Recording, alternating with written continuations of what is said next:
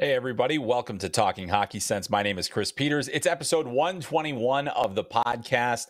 And, well, we're just a little bit over a week away from the NHL Draft. As you've been watching with us, you've probably seen that we have been talking nonstop draft, really, for the last several weeks. And that's the way it's going to stay today. Obviously, with the draft right upon us, it's what we got to talk about. So today we're going to focus a little bit on the latest draft buzz, some of the different things that we're hearing about the top 10, some of the teams, the trade rumors, all those different things. We're going to talk about that and how it impacts the selections. And we're also going to get to a lot of questions from everybody, a lot of questions about the top 10, a lot of questions beyond the top 10. But I think there is a lot of intrigue at what's going to happen at the top of the draft, and we're going to try to break it down and get you a little bit more prepared. Did want to let you know that we will have a mock draft on FloHockey as soon as the Stanley Cup final is over. So that will give us the full draft range. It'll be a 2-round mock draft. It'll be predictive and trying to get inside the heads of the general managers as opposed to what I would do if I were them. We'll talk a little bit about that on next week's podcast as well as we get kind of down to the final days of NHL draft preparation. There's a ton of content on FloHockey right now regarding the 2024 NHL draft. The latest is a piece that I just did about NHL comps and the players that I feel are close to the NHL draft prospects. We've also got all of our previous podcasts, video scouting reports, so many different things that we've done this year, and we've really blown it out. We have tons of interviews from the Combine. So there is just a litany of opportunities for you to learn about this draft class at FloHockey.tv. You can also check it out on the Flow Sports app. All of our draft content, while it does not require subscription. Everything is free and available. You can get it no matter what. And while you're there, if you want to continue to support our draft work, if you want to get involved and you want to see what FloHockey has to offer, next season we will have a ton of great hockey content for you from the live perspective as well. So make sure you are subscribed to FloHockey. Get that annual subscription today. It'll get you covered for the entirety of next season, which we are so excited about. With the USHL just announcing their schedule, and also the ECHL announcing their schedule, the junior leagues across North America that we cover will have games on FloHockey next season. So make sure you are subscribed for that. Also subscribe to the podcast on your podcast app of choice. You can catch us on FloHockey.tv, the Flow Sports app, or on our YouTube page. So FloHockey TV on YouTube as well. You can get a lot of great videos regarding the NHL draft and, of course, Talking Hockey Sense as always. All right, so let's get into the draft buzz now. Let's talk a little bit about what I'm hearing, the different things that are kind of flying around. And the one thing I will say, any information you hear this time of year, as we get this close to the draft, you do have to take things with a grain of salt. There is a lot of misdirection. There's a lot of things that, hey, I think this team likes this guy, or I think this team likes this guy, and you're never really sure what to believe. There's a lot of gamesmanship that happens this time of year, but I'm going to try to keep it to the things that I believe to be, pretty credible, and also some of the things that I find more fascinating and things that will disrupt the NHL this season, or the NHL draft, and different things that could make changes and make it even more dramatic. And we expect it to be a dramatic first round of this NHL draft. So let's get into it. Again, want to remind you, I have a piece where I have 32 comparables for the top 32 on my list. So I did NHL draft comparables. If you followed my work for any number of years, you know that I've been very resistant to do the player comps, because I think they can be very misleading, and sometimes they kind of send people the wrong way, and people read into it what they want to and don't always get the writer's intention. But I did it anyway because you guys keep asking for it, and I was like, fine, I'll do it. And I actually really enjoyed it. It's a lot of fun. So you see which current NHL players I have compared to the current draft class. But that is a piece I'm excited with how it turned out, and excited about the reception of it, because it's obviously something that I've been resistant to, but here we are doing it anyway. So let's get into what's going on now. So if you are following the NHL draft, you probably know that there is a combine of sorts, an event being held by Gold Star Sports Agency, which is run by Dan Milstein. He has a lot of Russian clients, and among them is Ivan Demidov. And so we've talked about Ivan Demidov. He's number 3 on the FloHockey draft list. He is certainly one of the premier talents of this class, but there's a lot of mystery and intrigue. And we talked last week about the fact that there are teams that just aren't certain about certain things with him in terms of his NHL timeline. Maybe they're a little concerned about the skating. They're concerned about an ongoing injury that he's rehabbing right now. So we're getting some answers at least. And again, you take things with a grain of salt. Things can change quickly, but Ivan Demidov is under contract for one more season with SKA St. Petersburg. So one of the biggest clubs in the KHL. It's a place where he's been for the last few years and didn't get a chance to play anywhere else. He didn't play in the KHL very much. He played mostly in the MHL last season and dominated that league as we expected him to do. He obviously has voiced his displeasure with that, but he's only under contract for 1 year. And probably the most important thing that came out of the combine or this event that Milstein is holding in Florida, a number of NHL teams are there. A number of teams are going to meet with Demidov and also get a chance to speak with him for the first time for many of them. The most important piece of information that came out of this is Demidov is insistent that he will not sign an extension beyond next season. So he is already under contract for next season in the KHL. It's up to SKA St. Petersburg if they want to have him on their KHL roster or put him in the MHL. I think if this is going to be his last year on his contract, it probably behooves them to put him in the KHL, although it's not their job to develop a player for the NHL. It's their job to win hockey games. I still think he probably should have played a lot more games for them last season as well, just because of the quality of the player. But either way, he's insistent that he's not going to sign an extension. That's good news. I think there's been a lot of concern that I've heard from NHL personnel that said, what happens if there's enough pressure on him to sign an extension? What if there is certain promises made? What if the financial compensation is too much? Demidov is insistent he wants to come to North America. That is a very important thing. And I think it's important for NHL teams to hear that from the player himself, not through an intermediary, but to hear from the player himself. And that is the line that has been presented at that event. The other thing is that Demidov is injured. So there is an on-ice component to this event. And among the other Gold Star clients, Artyom Levshunov, Igor Chernyshov, Zane Parekh, Eric Smatejko. So there's a number of players with a number of different nationalities. But obviously, I think that the guy that everybody is focused on is Demidov because teams haven't had a chance to see him live. So Demidov is not skating at this event. He apparently, according to Sean Shapiro from Elite Prospects, talked to him. I read his article on EP Rinkside, and Demidov said he will be back on the ice in about 2 weeks. The other thing, we don't have full measurements for Ivan Demidov like we got at the Combine. He wasn't invited to the Combine, so we didn't have any measurements. It turns out he was actually in the United States. He would have been able to go, but he wasn't invited. So anyway, that aside, Demidov looks like he's above 5'11", probably between 5'11" and 6 foot right now. It's all estimated because we don't have I'm not down there. And if I was down there, I probably would have brought a tape measure with me, although that would have been a little bit weird, but I would have done it anyway. But we had been hearing that Demidov is actually bigger than he was listed. I believe he's listed at 5'10" by SKA, and he is decisively bigger than that. He's a strong kid. We already knew that about him. He's got a high compete level, but he's, continuing to rehab this injury. So those are two very important factors. Is that, okay, well, we got a little bit of a size idea on him. We got an idea of his what he's doing with his rehab. We have an idea what he's doing with his contract. The other thing too is with Demidov, that whole size component and everything else. The other teams that have been talking, and I've been hearing this feedback from Florida as well, is that nobody really knew how much English Demidov could speak. It turns out he's learning and has been learning and is doing pretty well. He is supposed to go meet with teams. I know that the Chicago Blackhawks are believed to have scheduled a dinner with him while they're in Florida. So everybody is doing their due diligence.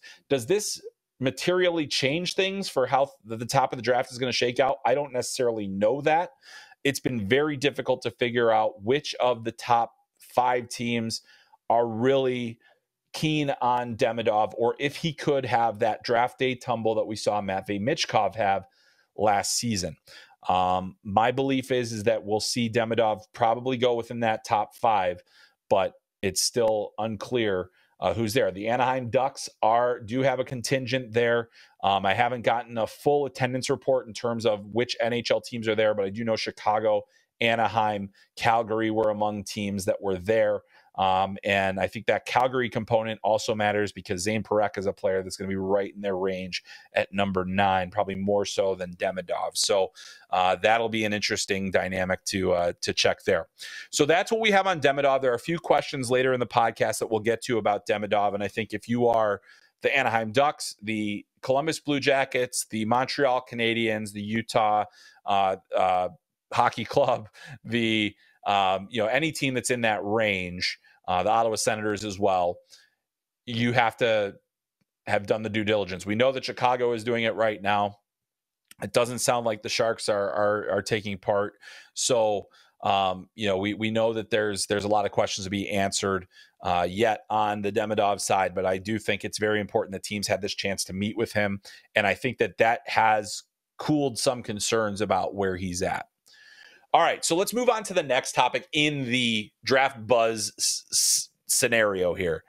One of the more deafening rumors, I should say, among scouts is there is a growing belief that Beckett Sennecke, we talked a little bit about this last week, there's a growing belief that Beckett Sennecke is not only going to be a top 10 pick, but there is a chance that he is going to push in that 6, 7, 8 range, which is going to really kind of shake things up a little bit. It moves players around. It moves some of those defensemen around as well. But what I continue to hear about Sennecke is that teams love the fact that he's still growing and that he's been able to maintain a higher level of skill. They feel like he's figuring out how to use the frame that he has, and he'll continue to get stronger. He is also had that tremendous second half of the season. And I know that there's been a lot of people that said, Callum Ritchie was the guy that really drove everything. I think that most teams feel like Sennecke had every bit to do with his success in that second half of the season and every bit to do with Oshawa's success in that half of the season. And coming out of the combine, the Sennecke love was legitimately higher than it was going into it. And I think teams had a chance to meet with him, had a chance to learn more about his maturation, the different things that he's doing, how he's growing into that frame. And keep in mind, this is a guy that when he was drafted into the OHL, he was 5'11", and now he's close to 6'3". And so teams are very, very intrigued by this player. And, I was talking to some teams that are a little bit behind where they think Sennecke is going to go. And they've kind of already given up hope that he's going to be available to them anywhere after 10. And the belief is that, Utah could potentially be a destination for him. Ottawa could potentially be a destination for him. And with that in mind, that kind of changes things in terms of what's going to be left for the next group of players. But I think Sennecke has firmly entrenched himself into the upper tier of this draft, and NHL teams are looking at him very closely. All right. So the other things that teams are keeping a close eye on, this is not going to be news to anybody that's really followed the draft or follows the NHL, but there's a growing belief that the picks that are currently owned by the Buffalo Sabres and then also the New Jersey Devils could be in play for a trade. The question is it's going to, in order to move those two picks, it would have to be a substantial package. I think if you're looking at certain teams, one team I just think is a complete wild card, and we're going to talk about that more in my next little bullet point on my rundown, is that the Anaheim Ducks, what they do at 3 is really going to change, or is really going to impact the viewpoint of everybody. Because I think if there's one team that nobody has a clear handle on what they're going to do, it's Anaheim. I've heard a lot of different rumors of the players that they like and the different things. And if you're with the Anaheim Ducks, you're not going to say, we love this guy, I hate that guy. You want to keep everybody guessing. And that's what Pat Verbeek has done in the last couple of years. And certainly last season, picking Leo Carlsson when the consensus was suggesting that Adam Fantilli was the pick. they're not afraid to buck convention. They're not afraid to avoid consensus. I think that they almost abhor consensus. And so with that, you have a team that I think could benefit from getting another first round draft pick. Now, the question about them is, the Trevor Zegras question. Everybody has kind of talked about him as legitimate trade bait, as a guy that, Anaheim may be eager to move on from. And with that, that's a player that could he fetch a first round draft pick. I mean, his draft stock or his trade stock is a bit low at this point. And really the value is where I think teams like, if you're Buffalo or you are New Jersey or, any of those teams here, that might not be enough for you to move the 9 or the 10. And so, or the 10 or the 11. So that's going to be a really interesting thing that changes the focus of the draft. But I think trades are more likely this year than in years past. We continue to see every year, we get it all hyped up. There's going to be trades at the draft. There's going to be trades at the draft, and there isn't. That could be the case again. I think if you are the Devils, if you are the Sabres, there is an added emphasis on getting more competitive now than trying to continue to build up your prospect system. Those teams have picked a lot of players, a lot of guys that are going to be impact players in their organization. But this is now the opportunity. This may be one of their best opportunities to land an impact player that will help them next season. But again, you cannot compromise the value of what you have with those high draft picks. They are really, really valuable. And I think teams will be eager to, put together attractive packages for that, but you have to make sure you get the best one.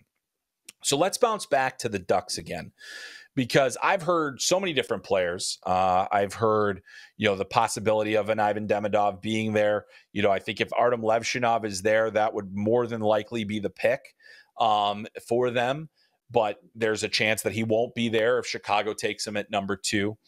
There's certainly been chatter of Anton Salayev in terms of fits, stylistic fits of what they've built so far. He probably would fill the clearest need.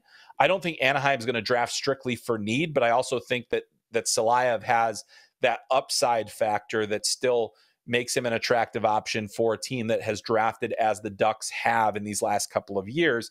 You get a big defenseman, a shutdown guy, and you think about the Olin Zellweger and Pavel Mintyukov, and you also think about the fact that Cam Fowler is getting to the end of his career at this point. You need that next guy to kind of step in, and Mintyukov, it was Salayev, could be the guy to do that for them. So I think that that's certainly something that is going to be interesting to watch. The whole Zegras scenario as well, how does that affect what they do at 3?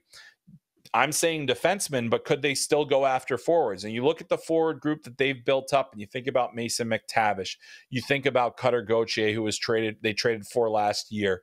You think about all the Leo Carlson and what they're putting together for the future of their club. And there's a lot of talent up front, but what if you drop in an Ivan Demidov into that situation? What if you drop in a Caden Lindstrom and his size and skill and speed? What if, could you even consider a Berkeley Catton? That's all potential there. Another name I've heard is if I think this is more projecting in terms of, hey, the Ducks don't always do what we think they're going to do. What if they went and got a big right shot defenseman and Carter Yakimchuk, puck mover, offensive guy? You traded away Jamie Drysdale last year. You still have Mintyukov and Zellweger, but what else? You're Tristan Luneau, Jackson Lacombe. I mean, you got a really young blue line. Or does that Zegras trade allow you to potentially address defense now and then go and make a pick? There's been so many scenarios thrown out, and all I'm saying, I'm spending a lot of time on something I cannot tell you definitively what I know, because I don't know what's going to happen at that pick, and it is such a critical flashpoint of the draft that we'll have to wait and see exactly what comes of it. So that's interesting nonetheless. Also, so the other, kind of bombshell that got thrown out, it wasn't really a bombshell. I think people actually kind of saw it coming, was that the Columbus Blue Jackets fired head coach Pascal Vincent. They are moving on from him. They are unlikely to have a head coach in place prior to the draft. And some people say we'd love to have our coach, we'd love to have, we'd love to have our leader ahead of the draft, somebody that can weigh in on decisions, somebody that, you gives you a style to shoot for. But I've often thought, I've heard teams that said we kind of try to draft to a certain identity and a certain player. And often that identity is set by the head coach or the leadership core of that team. The identity is, whatever it is. And so now Columbus doesn't really have that as a guide, but I also don't think that it's really necessary. They're in a range where they're going to land an impact player, regardless of who they select. They're going to get a player that is going to probably not surpass Adam Fantilli as their number one prospect, if you want to call him that, with the amount of NHL time that he had last season. But they're going to be in that conversation. They're going to be a potential franchise cornerstone. And so would you like to have your head coach? Sure, but I don't think it's going to materially change the dynamic of the decision process there. Lastly, got like just a couple of odds and ends that I wanted to throw out there.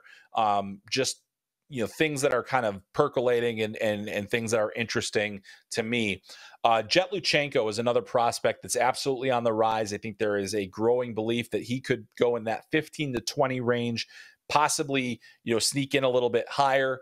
I think teams really liked him at the combine. They liked his performance. They liked his interviews. They liked the answers, but they also liked the way he played throughout the season. And when you look at the aggressiveness that he plays with, the speed, the skill, he checks so many boxes. I likened him in my comps piece to Chandler Stevenson, who is a really underrated player who plays with pace, tenacity, and as a Vegas Golden Knight, he's been able to play with a lot of production as well. And on top of that, he's won 2 Stanley Cups in his career.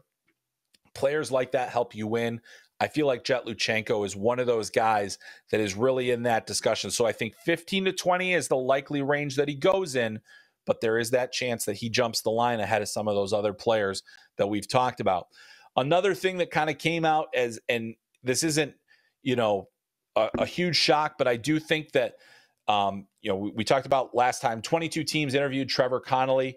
I think that there are fewer teams than 22 that will actually list him on their draft boards. And so that is I still believe he's going to go in the first round. I still believe he's going to make an impact on his NHL roster, but I do think that there were no favors done there. And as a result, teams were just doing due diligence and said, if there's this or that, then maybe we can, find a place for them on our list. Other teams just said, it's not, they just don't feel like that's going to necessarily be a risk that they want to jump on. So we'll see. Like I said, I still think he's going in the first round. It's probably in the 20s.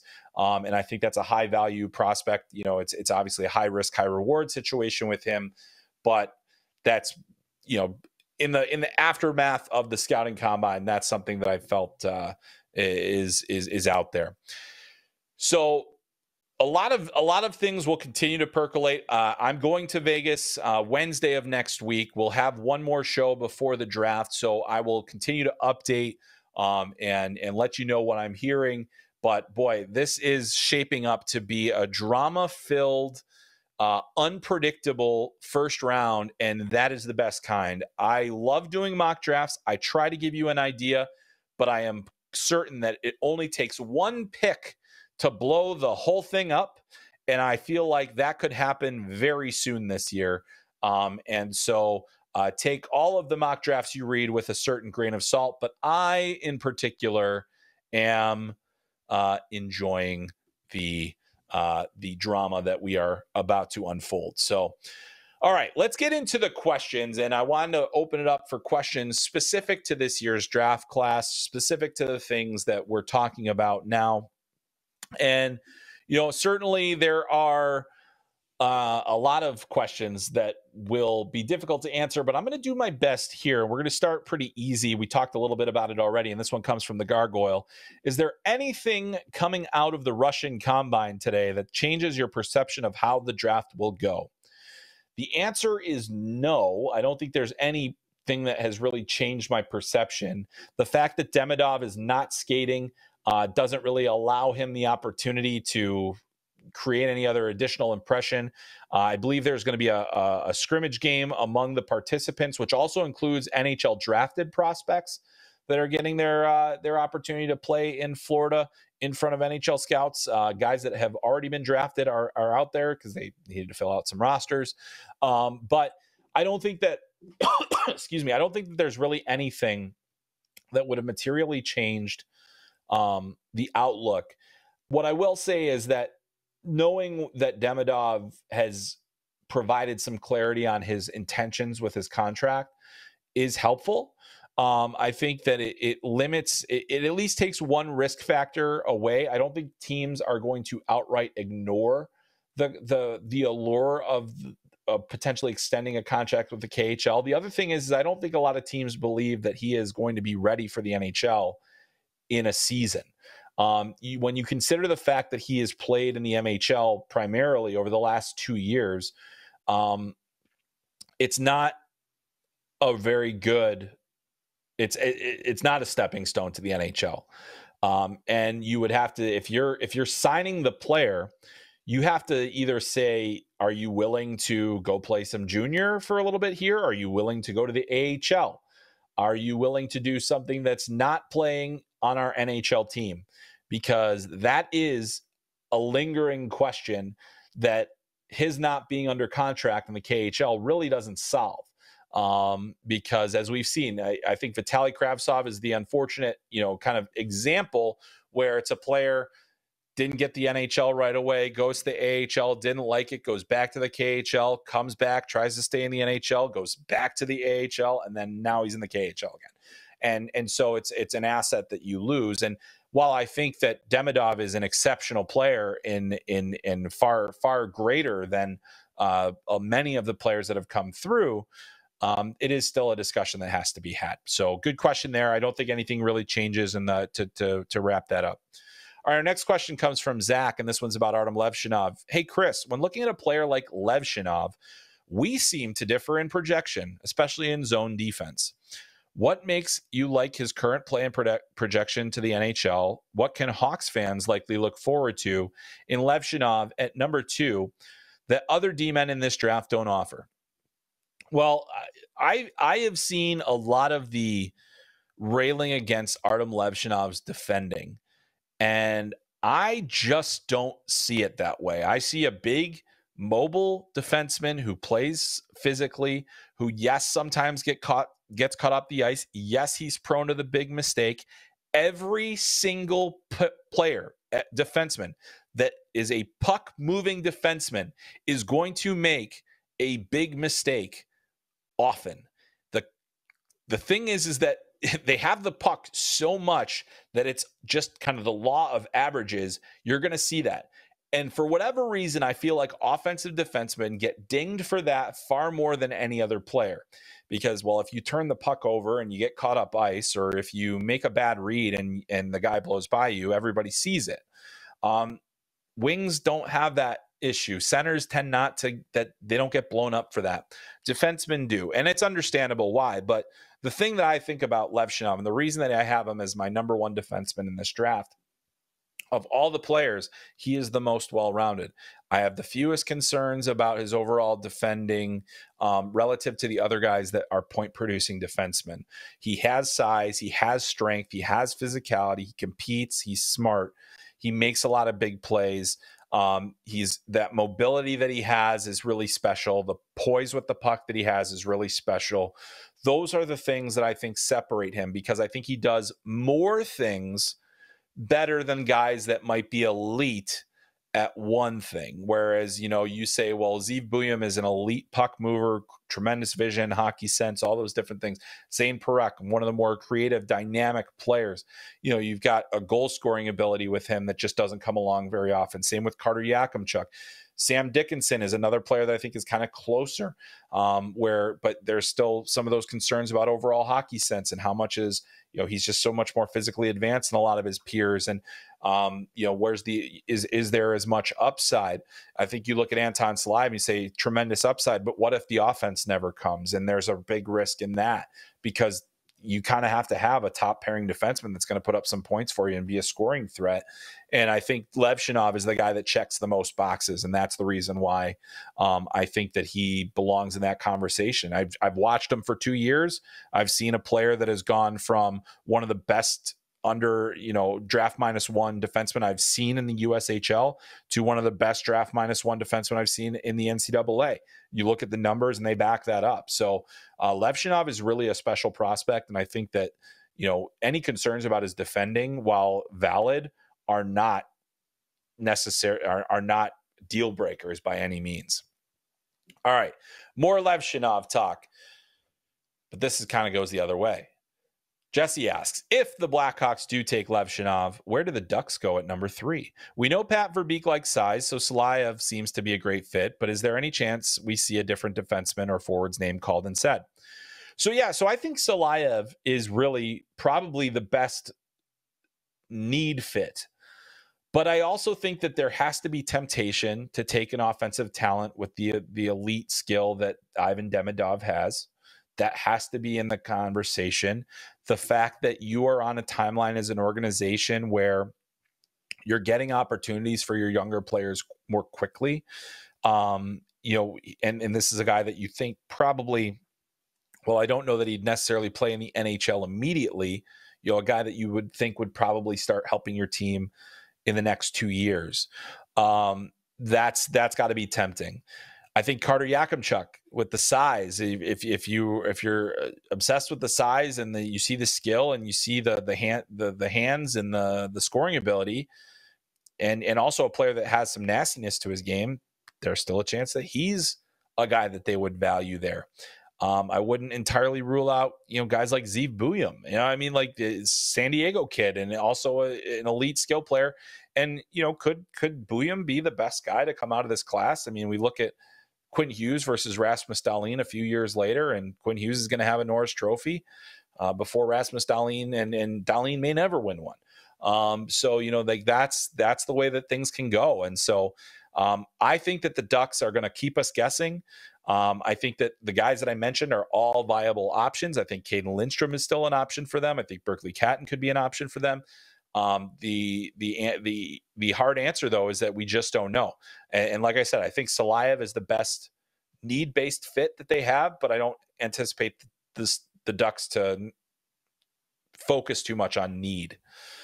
All right, let's go to our next question. This one comes from Reg Dunlop. Probably not the Reg Dunlop, though. Any chance the Ducks trade down to some team in love with Demidov in return for a D-man and a mid-first rounder? Now, this is an intriguing option.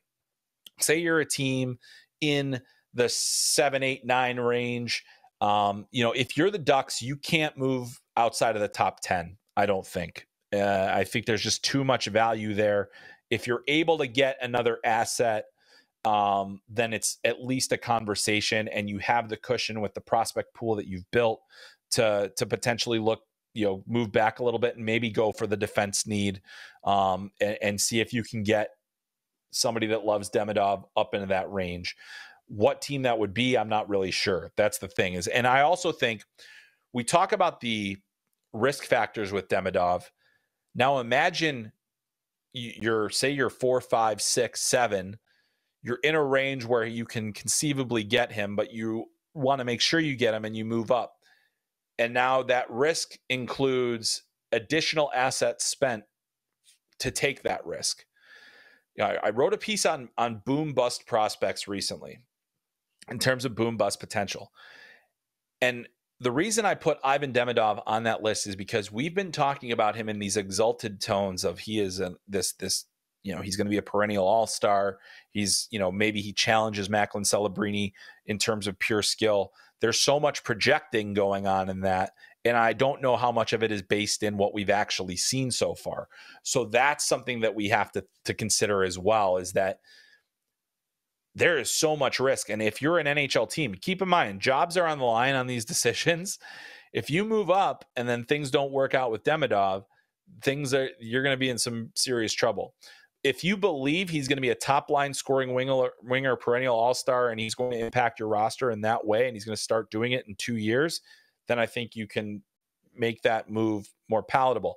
What I'm more interested in with the Ducks in terms of the trade is what they do with Zegras, and if they do it before the draft, how that changes, if anything, the decision they're going to make at number 3. That's where I think the change could potentially come in. Would be fascinating to see where it goes. All right. Well, thank you to Reg Dunlop, the player coach from the Charlestown Chiefs, and hope you're still going strong, buddy. All right. Let's go to Tim, and Tim is going to ask about the Minnesota Wild. Fascinating stuff here. Who are 2 to 3 guys you'd target if you were Judd Brackett and Bill Guerin? Further, it seems like folks are really down on Cole Yzerman. Do you think he's more of a Bellows-Wahlstrom type, or has he been overanalyzed? I'm going to take the second question first about Cole Yzerman. We've talked about him a lot on this podcast, but I think this is going to be the interesting area for him.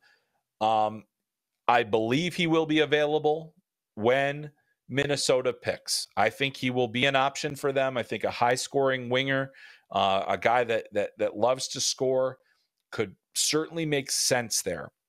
I think if I'm the Wild, I look at what I have coming in. I'm looking at, Liam Ogren and Danila Yurov.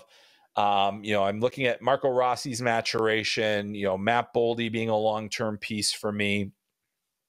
I look at the defense and the guys they picked in recent years, Carson Lambos, Damon Hunt, David Spacek. I mean, those guys, a lot of them, they were only okay in the AHL. So I wouldn't rule out a defenseman. But I think that you look at, and you want to find players that have versatility. And I think one of the guys that's going to be in that range potentially is Konsta Helenius. I think Michael Brandt-Nygaard. If you're lucky, Sennecke drops. But as we talked about, I don't think anybody feels that that's actually going to happen with the Wild picking at 13. And so I think like a guy like Helenius makes a lot of sense there. If one of the top tier defensemen is still available, I would probably select that player over anybody. Whether it's, is it Parekh? Is it Yakimchuk? Is by some miracle Zeev Buyum falls? Those are the players that I would target if I were them. But I think Yzerman, it also has to be in that mix. Now, to get back to the Yzerman being, overanalyzed, I think that he is to a certain degree, but at the same time, I think that the analysis, we've watched him for 2 years. We've watched him score goal after goal after goal, and we've watched him. And I think there are teams that feel the way that he scores goals in junior is going to be more difficult to score at the NHL level. And the lanes are going to be tighter. The space will be tougher. You're going to have to work for more offense. You're going to have to put yourself into positions to score. I don't think he is in the Bellows-Wahlstrom discussion. Those are 2 players that scored 50-plus goals at the NTDP. 2 guys that had a lot of draft hype, went high. The difference is Kiefer Bellows had a significant skating deficiency. Oliver Wahlstrom, very inconsistent player, in and out compete. Those were the types of things that were on him. I don't think Cole Yzerman lacks compete. I don't think he lacks work ethic. I just think that sometimes I question the hockey sense, and that's the reason why I think he's going to be available and potentially slip past the top 15, which would have been inconceivable talking about this months ago. But I just think teams love the goal scoring trait. And if that is the only dimension you have, that's a great one to have. But there is that feeling among enough teams that there's risk with that pick. I included Yzerman in that boom bust potential pick because there is the chance that he's a top line scoring wing and he's going to score you 40 goals a season. It is possible. That could be the ceiling for him. But the floor for a 5'11" winger with little value off the puck, with less versatility, is not the type of player that you want to select in that top 15. I think he's going to still go there. I think the Wild are absolutely one of the teams that could consider him there. I think that it makes sense to consider that, especially with what they need. But again, I think there are enough teams that are saying, I'm not really willing to find out. And I still think that Cole Yzerman is a really talented player. I think there's a lot that he will learn. I think college is going to be great for him because it's going to challenge him. And we'll see where it all goes. But I do think, I'd say Yzerman, Hellenius, Luchenko, Brandstedt Nygaard, those are the types of players that I think you can be looking at in that range if you are the Wild and none of the other top players slip. Catton as well. I think it's very unlikely he gets there, but still, it's there's a possibility. Not all of those great players can go in the top 10, right? So anything can happen after that. All right, let's go to our next question. This one comes from Mike. And Mike asks, if you had to say one of the following defensemen goes top 5, who would it be? Yakimchuk, Buium, Dickinson, Parekh. Of that group, I would say that the most likely in my mind is Zeev Buium. And I think we need to continue to have a discussion. We talked about it last week on the pod as well, but we need to continue to have a discussion about how ridiculous Zeev Buium's season at Denver was. How incredible that production was and how good he got at the end of the season away from the puck. Denver was dominant defensively on the way to the national championship, and Zeev Buium was playing about as many minutes, if not more, than every single guy on that team. So he has a lot of ownership of a team that was able to shut teams down. His commitment to defending, his commitment to playing away from the puck and to reading plays and to making smart decisions and having good gap control and killing more plays has made him a more valuable commodity. Of the guys in that group, I think Buium has the potential to be the best NHL player. It's not, I think guys like Dickinson and Yakimchuk, you might say, hey, if they hit, their ceiling could be a bit higher. They've got more size. They might be, the skating is, for Dickinson in particular, is a separating factor. Those are the types of things. But to me, Zeev Buium has the chance to be one of the best players in this draft. And I think that for him, I gave him a lot of consideration as a top 5 guy in this class. He ends up on number 6 on my board. I look at Quinn Hughes. I look at Cale Makar. I look at Adam Fox. And I say, why can't Zeev Buium, based on what I've seen, why can't Zeev Buium get on a similar level to those players when all of the evidence that we've seen, on top of also being a winner at the World Under 18s, the World Juniors, and the NCAA National Championship, 3 championships in a calendar year, why can't he be at that level? And now I'm starting to believe, even as I've done my draft rankings and the more I've talked about Zeev Buium, the more I've looked at him, it's like this guy has a chance to be special, a really special player. And I think whoever gets him, whether it's in the top 5, whether it's just outside of the top 5, he is going to be a difference-making prospect for them. And so I'm really fascinated to see that. So, Mike, thanks for the question. Zeev Buium is the answer. All right, next question comes from BKM. We're going to plow through these a little quicker as we go. From most reports, there is a pretty defined top 12 to 15 prospects, with the St. Louis Blues picking at 16. And assuming they stay with that pick, who is the most likely of the prospects to still be available?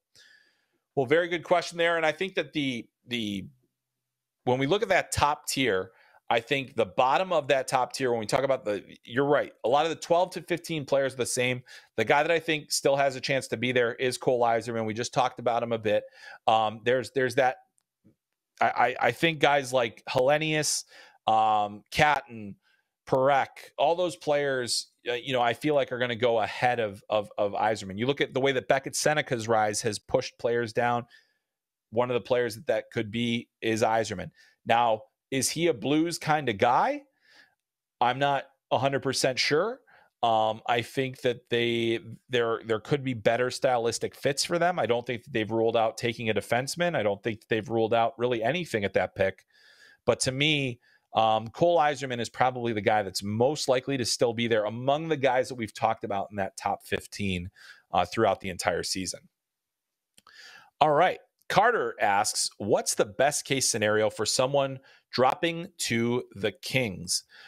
Well, the Kings are certainly in a unique position. I mean, having the draft, the prospect pool they had, there have been a lot of guys that they've selected that we had a lot of high hopes for that didn't necessarily pan out the way that we thought that they would. And so that creates another opportunity at the draft where you're like, hey, I kind of need to get something here. We're going to need to get something. So you are kind of hoping that one of these top tier guys lands in your lap. And I think if you are the Los Angeles Kings and you're making your selection and you're at, they're at 21. So they're just outside of that range where I think you're going to get one of the real top tier talents. But there's a chance, that a number of guys that are going to be impactful players could be there. I think among them, Jet Luchenko, I feel like it's less and less likely that he gets outside of the top 20. But if he was still there, I think that's an easy pick stylistically, effectively, a guy that plays on both sides of the puck, a guy that gives you tremendous energy. That would be great if he slipped there. Are enough teams scared off by the injuries of Adam Juracek? Could he be there? And then all of a sudden you've got one of the guys that came into the season as one of the top defensemen in the class. And now you just kind of have to wait. But there's a lot of risk in that pick as well.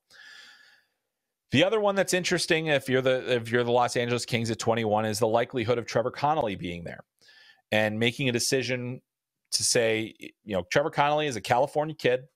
He had a tremendous USHL season. He is, in terms of talent among the top players in this class. If he's still there at 21, you have that opportunity to take that player and possibly get the highest value possible from that pick on ice. You take the risks and you say, okay, well, I think there's a good chance that Connolly will still be there. I don't have any insight into whether or not the Kings are among the teams that are not going to select Connolly or have decided not to do that. But in that range, that may be the best case scenario. It's a high risk, high reward scenario, but it's one that I find fascinating. All right. Our next question comes from Blake, and Blake asks, who are 3 guys you like at 24 for the Kings? Well, this is, at 24, I go to my, I'm just going to go to my board and say, okay, well, who are the guys that I think could be there? I think, if you're Colorado, you're still going to have an opportunity to pick a really solid player there. I look at guys like Sasha Boisvert from the Muskegon Lumberjacks. He's kind of available in that range on my board. He's a guy that I think will go in the mid-20s. EJ Emery, if Colorado wants to get a little bit more focused on defense, they have Gulayev from last draft and a high-end offensive defenseman. Callum Ritchie is obviously a high-end forward. They've got a number of really talented young prospects, not a lot of them, but they have enough. And so you go get an Emery. He's kind of like that safe, stay-at-home, highly energetic, athletic, and smart and big. Does he fit in there? Charlie Ellick, similar fashion, not an exciting defenseman on the offensive side of things, but high-end stopper. He's a guy that skates incredibly well. I think if you are the Colorado Avalanche, you're one of the fastest teams in the NHL, you want to find guys that are going to fit into that kind of profile. Ellick and Emery are both excellent skaters. Those are guys that I think could be there and would make a lot of sense for them. So very good question there from Blake. Who I have confirmed is not the Blake Wheeler of the NHL. So thank you, Blake, for your question once again. It's always great to have you on the pod. All right, I'm going to take a sip of water, and then we're going to answer this next question. I don't know why I announced that to you, but I decided to do it just to make sure that you didn't feel like there was any dead air there. All right. Our next question comes from Avco Cup, and this is about Yegor Surin. Igor Surin, player comp was Wyatt Johnson, has me intrigued. There's a couple of shift-by-shift videos on YouTube for Surin. I've watched a lot of Nikita Chibrikov this year, and I see similarities in style there also. Do you think he makes it to the second round? So Surin has been an interesting player to track throughout the year. I think earlier I would have said, yes, he is probably going to get into the second round. I still think there's a possibility that he does. I don't think he would last very long there. I think teams that have multiple first-round picks You also have to worry about the Carolina Hurricanes, who have never shied away from drafting Russians and don't worry about guys in terms of size and things like that. I think it's probably unlikely that he gets there. As Avco Cup mentioned, I had Wyatt Johnston as a comp for Surin, and it's a really lofty one because obviously we've seen Wyatt Johnston grow into a high-end NHL player, but I just think the details of Surin's game in terms of his offensive sense, the vision that he has, the plays that he chooses to make, his ability to get to the net, reminds me a bit of what Wyatt Johnston has become in the NHL. I think with Surin that there has been, consistency issues, compete issues at times. So there are certainly things that you don't love about his game, which could potentially allow him to get into the second round, not the least of which being that, the Russian situation, some of those players will go lower than they would have otherwise, just because of uncertainty and things like that. But I think Surin is a really interesting guy and one that I'd be fascinated. And I know Avco Cup is a Jets fan, and the Jets don't have much to do until day 2. All right, our next question comes from Andrew, and Andrew asks, would it make sense for the Columbus Blue Jackets to give their second to Philly this year or keep it, knowing they will be down that pick in a stronger draft next year? If they do give it up, would you rather make picks 32, 36, or package them to move up to the high teens or low 20s if you're the Flyers?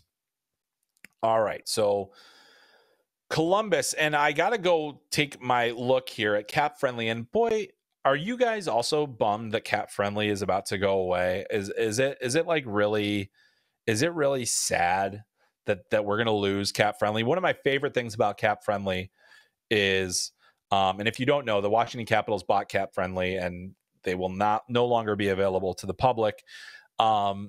You get their draft board, which has all the details of all the trades, including this one. And so the Philadelphia Flyers, this is in the part of the Ivan Provorov trade that ended up getting Provorov to Columbus. The conditions on this pick are that Columbus must decide after the 2024 first round is complete if they're sending a 2024 second round pick or the 2025 second round pick to Philadelphia. So Columbus has that opportunity to make that decision. So that could change the draft there. My thought is, if I'm the Columbus Blue Jackets, I am not trading this year's pick. I think the thing is there are too many unknowns about 2025. You can say next year's a better draft. Not even the scouts know that. There's not. And trust, I've been watching some of the underage players. There are some really good ones out there. The top of the draft looks really good. But if you want to say that this year's draft is not, next year's draft is automatically going to be better than this one, I don't think it is. So that's the thing that, I think if I'm Columbus, I go with what I know. And what I know is that the draft right now, the pick in front of me, is worth taking. The question is too, if you're the Flyers, would you rather make picks 32 and 36 or package them to move into the high teens or low 20s? If you're the Flyers, I don't know that 32 and 36 would necessarily get you into the high teens. I think it could get you into the low 20s potentially with the right team. But I still think that you're getting good value with 32 and 36. And then you also have your high pick in the draft. So I think, you'd probably be able to get more. I'd rather come out with 3 prospects than 2, unless I can get into the high teens. If I can package those 2 picks and get into the high teens, then yes, I would probably do that because there's a lot more quality there. But really interesting question. Appreciate it, Andrew. And also forced me to shout out Cap Friendly because we're not going to have it much longer and I'm going to miss it dearly. All right. So sorry, I just did a little sippage and then apparently made a sound. So anyway, it's a podcast audio, ASMR. We're doing it all here today. All right, so let's go to our next question. This comes from user, and this is very curious to hear your thoughts on where you think Teddy Stiga, Will Skahan, and Dean Letourneau will be drafted. All 3 Boston College guys. Also, would it be possible to put timestamps on your podcast description for when you start answering fan questions? Thanks. I probably should do more detailed descriptions of the podcast, but I don't. So sorry about that. Maybe someday but it's draft season and I got to do a lot of things in a short amount of time. So probably not this time, but thank you for the question nonetheless. So let's get to your question, user, if that is your real name. So Teddy Stiga, I think, has a chance to be a high second round pick. I think that there are enough concerns. He's not a big guy, but he's quick. He's competitive. He had a tremendously productive season. He was impactful at the World Under-18 Championship. The fact that he is going to Boston College and will play probably a significant role on that team next season, I think is all helpful to him. When I say high second round, I think that it's more likely that he'll be in the 40 to 50 range as opposed to the 30 to 40 range, which, I guess you would probably say an early second round pick. But I think 40 to 50 is a reasonable range for Stiga. I like the player an awful lot. I think that he's got a lot of talent. And so I think that that'll be where he goes. As far as Will Skahan is concerned, there are teams that absolutely love what he brings to the table. They don't love that he doesn't have tremendous offensive capabilities, but the mobility, the physicality, the defending, I think all give him an opportunity to be a second round pick. We look at some of the guys that went in the second round last year. There are a lot of big defensemen in this draft class. You think about guys like Lucas Fisher, Harrison Brunick, different players that might have a little bit more. And so I think Skahan, to me, it's going to be end of the second round into the early third round for him in terms of where he's going to go. But I like the player, and I think that, the second round would not shock me. As for Dean Letourneau, I think that it's likely he's going to be a first round pick. I mean, you just don't, he's almost 6'7", really good hands, scoring ability, played the center position. The fact that he's going into BC next season is a little bit of a concern for me because I'm not entirely sure he's ready for it. We have seen players make that jump before. I look at a guy that was a first round draft pick that went into college right away in Riley Tufte. And I still feel like Riley Tufte is one of those real what-if players. I don't think that he probably needed more time in junior hockey before going to Minnesota Duluth, playing a bit of a limited role. He had great experiences there, was part of championship teams, but when it came to becoming an NHL player, an everyday NHL player, it just hasn't happened. Dean Letourneau has this skill level and this scoring ability with that big frame that I think teams are really going to like. But I think teams also want to see him be more physical. They want to see him work harder. They want to see him, have to use his frame more. And in at the level he was playing at, the game was pretty easy for him. He produced at a high level. He, was able to kind of do whatever he wants. In college, that time and space is going to be so much different. The physical strength is going to be so much different, but he is a fascinating player. The upside is something you absolutely bet on. I think a late first round pick is more than reasonable for him. You just have to know going in that you are going to require a heck of a lot of patience and really keep an eye on his development in his first year of college hockey, because if he doesn't get the minutes that he needs, if he doesn't have the confidence, if the offensive things start going astray, you need to start. And if you're Boston College, you also have to say, is this the right decision? Will Smith leaving changes the dynamic and you bring in a player.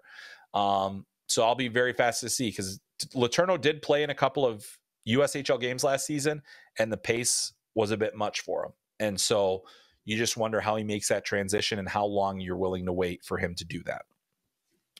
All right, our next question and our final question of the day comes to us from Gary.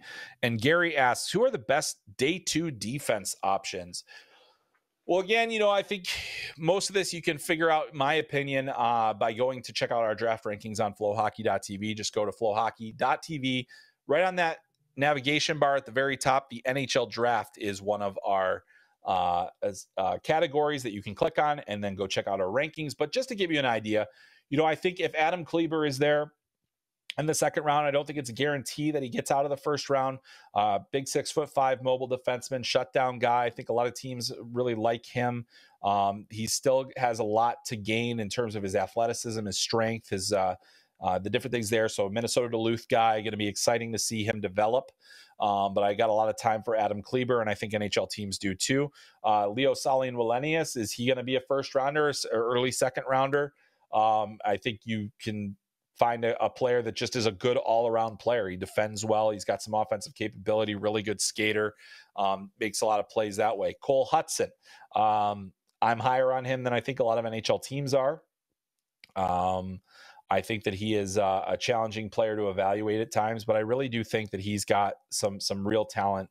And his under-18 World Championship, especially in the gold medal game, was really phenomenal. The fact that at even strength, he was just a real force in that tournament while dealing with an injury, says a lot to me about what he can do, and I have a lot of time for him.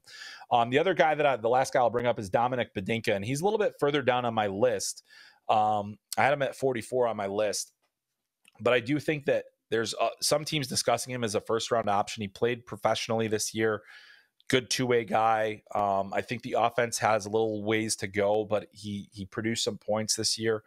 And so that's another guy that I would look at. And then I guess I'd also throw in Jesse Pulkkinen from who's a draft re-entry this year. Another guy that has tremendous size and teams are going to be really interested in. So a lot of things could happen in that first round, but I mean, those early day 2 guys, sometimes those can be some of your best picks and some of your most important picks. And I really think that the scouts make their money on day 2 of the NHL draft. Obviously, you have to get the first round guys right, but when you get those guys that hit in the mid rounds, you've really earned your keep and have made your franchise a lot better. Well, that's all the questions we have, and that's really all the time we have for today. And I really appreciate y'all hanging out with us and sticking with us. Did want to let you know that we have the mock draft coming up, as I mentioned at the top of the show. Excuse me. We have a lot of the draft coverage that we have leading up to the draft. There will be a lot more in terms of written content, video content. We will be on the ground in Las Vegas. We will be at the draft. We will be trying to give you the most comprehensive coverage possible. We will have a live first round analysis piece that will be up on FloHockey. So I will go pick by pick. We'll talk about team fit. We'll talk about scouting reports for the player. We'll share content that we've already shared about that player. You will get to learn more about those picks. It'll be instantaneous. So make sure you bookmark FloHockey.tv for that, as we will have updates frequently from the draft floor. And we'll see what else we see and see what else we learn as we are in Las Vegas. Some of the most and best and most accurate and best information is going to come in the 24 hours leading up to the draft. Also, some of the funniest rumors and the things that I would never print because of the sheer insanity of it will also come to me in that 24 hours. But I will make sure that we're letting you know of all the best information. Really can't wait to get out there. Really can't wait to bring you more great coverage on the NHL draft. And really can't thank you enough for sticking with us throughout this season. We're getting to the tail end here. We've got one more podcast before the draft, so make sure you check us out next week. We're going to have a lot to talk about then and plenty more to get to after the picks are made the following week. So lots happening, lots of fun. Really appreciate you guys joining us for this episode. I want to give a huge thanks to Josh for producing, everyone that asked questions, and of course, if you have ever listened to this podcast, please leave us a kind rating and review. It really does help. We're moving up the charts every single week. So the more you do that, the more we can move up and the more people can find this podcast and the more we can keep doing it. So really appreciate everybody that stuck around this long. That's going to do it for this week's episode of Talking Hockey Sense. My name is Chris Peters. We'll catch you next time.